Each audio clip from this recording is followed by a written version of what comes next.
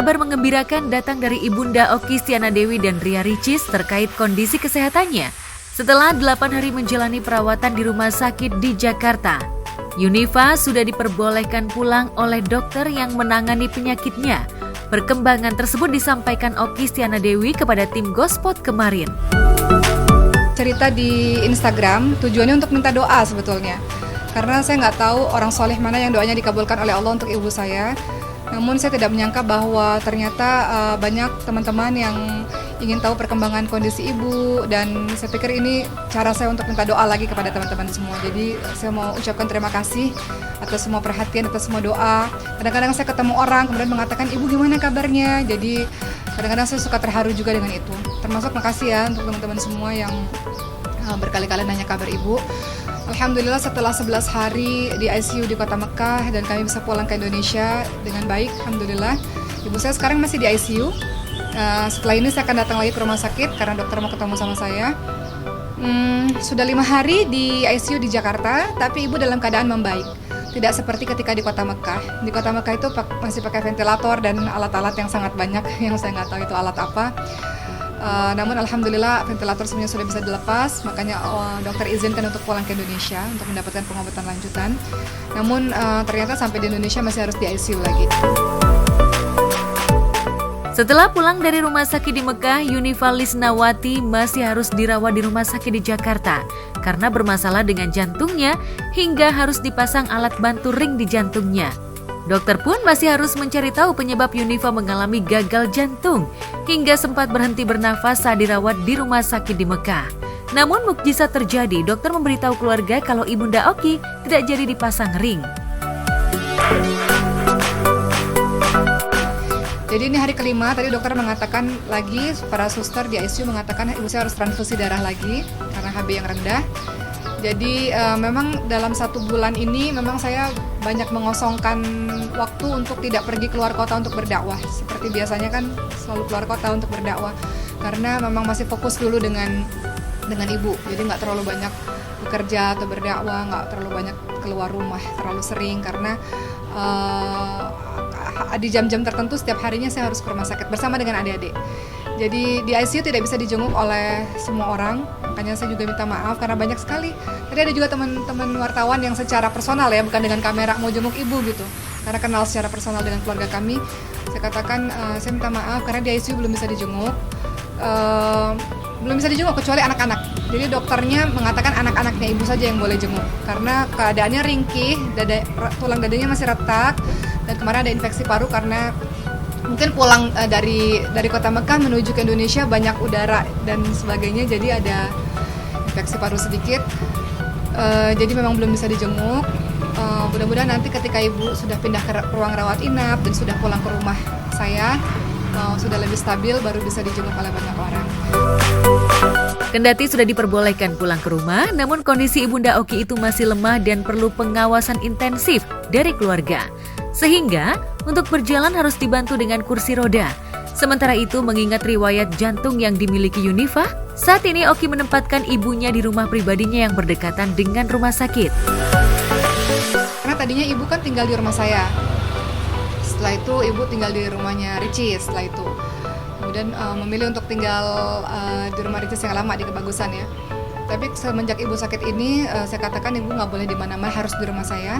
Dikarenakan rumah saya itu dekat sekali dengan rumah sakit. Karena pengalaman gagal jantung kemarin, kalau kita terlambat sekian menit, orang yang sudah berhenti nafas, ibu berhenti nafas 5 menit. Kenapa 5 menit? Karena rumah sakitnya ada di bawah hotel kami. Jadi cuma butuh waktu 5 menit ke rumah sakit itu. Saya nggak terbayang kalau rumah sakitnya jauh. Jadi saya katakan ibu harus tetap di rumah Oki, rumah sakitnya dekat, orang-orang banyak. Jadi kalau ada apa-apa ketahuan. Karena saya nggak mau terjadi seperti papa saya yang kami nggak tahu. Papa saya kayaknya serangan jantung juga. 8 jam kemudian kami baru tahu pada saat sudah membiru, sudah kaku, sudah dingin.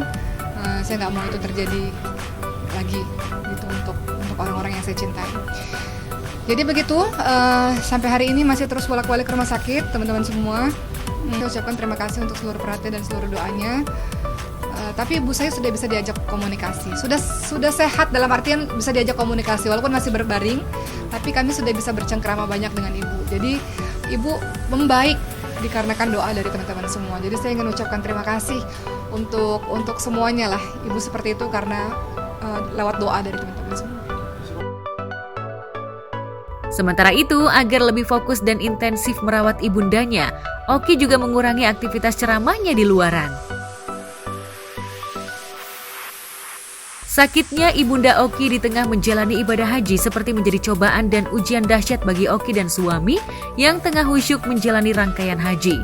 Di tengah ibadahnya tersebut, Oki tak henti-hentinya berdoa di depan Ka'bah untuk kesembuhan ibundanya.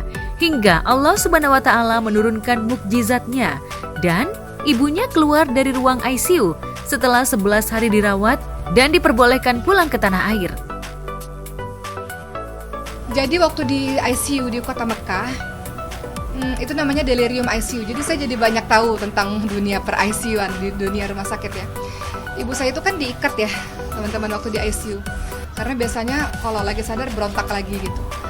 Ketika berada di kota Mekah, ibu saya memang mengalami delirium ICU. Jadi ICU itu kan bukan sesuatu tempat yang nyaman ya, dengan alat-alat yang banyak sendiri di ruangan. Sesuatu yang menakutkan sebetulnya. Jadi saya ingat ibu saya itu waktu di ICU di kota Mekah, setelah koma, beliau bisa membuka matanya.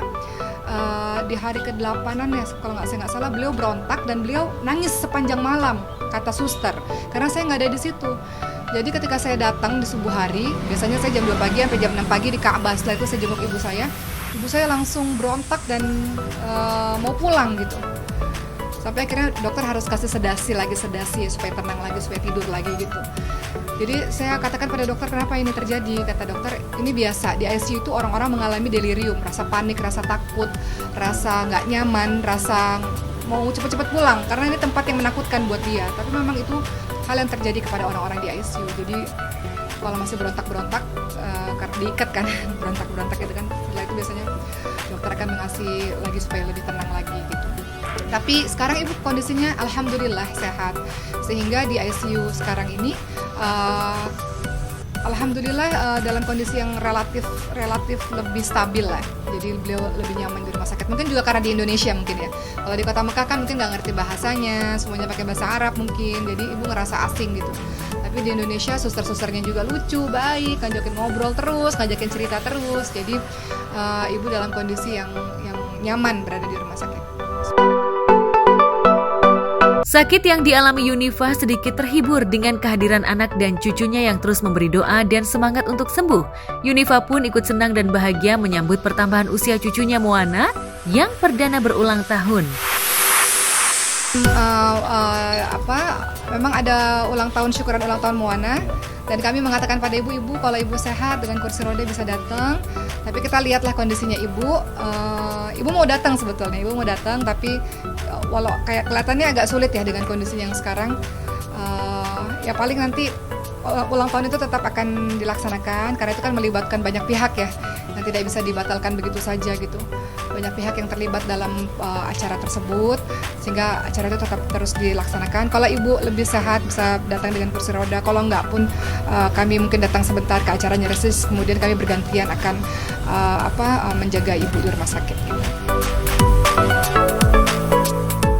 Merayakan usia 1 tahun putrinya, Ria Ricis dan Teuku Ryan menggelar perayaan ulang tahun secara sederhana. Lantas seperti apa keseruan ulang tahun Moana? Dan apa doa dan harapan Ricis dan Teuku Ryan di ulang tahun putrinya tersebut? Happy birthday to you. Happy birthday to you. Happy birthday, happy birthday, happy birthday Moana. Moana 1 tahun hari ini. Tuh, siapa yang berulang tahun ya? Dia gak senyum sih. Moana gak suka berulang tahun. Moana, ulang tahun itu menyenangkan bagi anak kecil, bagi ibu aja yang gak menyenangkan. Yeay! Nih, kue ulang tahun pertamanya Moana. Suka? Kiss ibu, kiss. Kiss. Oh, sweet banget.